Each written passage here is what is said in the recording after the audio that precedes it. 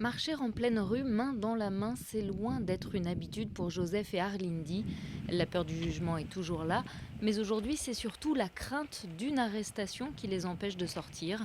Arlindi est albanais, ses différentes demandes d'asile ont toutes été rejetées et depuis le mois de mars, il est visé par une obligation de quitter le territoire délivré par la préfecture du Loir-et-Cher, une situation qui le stresse énormément.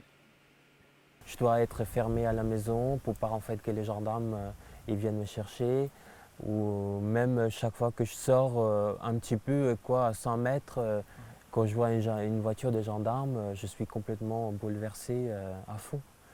Et ça me fait vraiment très mal moralement. Et pour moi, en fait, c'est vraiment très dur. Je croyais que je devrais quitter mon pays pour un mieux vivre. J'ai l'impression que je suis en train de trouver les mêmes façons en train de vivre ici en France, quoi. Le 25 juin dernier, après 3 ans de relation, le couple s'est dit oui devant le maire de Saint-Aignan. Mais pour ses amoureux, pas de lune de miel, car après 2 visites des gendarmes, Arlindi a quitté le domicile conjugal pour ne pas se faire arrêter.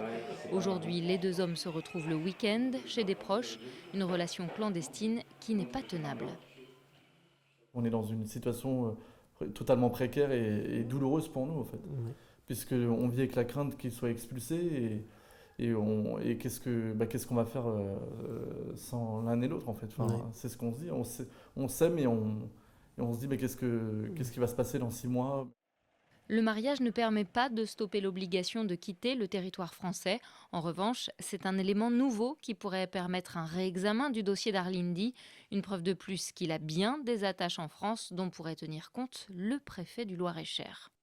Peut-être il ne donnera pas gain de cause, mais dans la mesure où il sait qu'il y a un couple qui vit ensemble depuis 3 années, qu'il y a au milieu des enfants d'un des époux qui ont une communauté de vie, peut-être qu'en opportunité, il n'exécutera pas cette obligation de quitter le territoire national, puisqu'on sait que de nombreuses OQTF ne sont pas exécutées en France.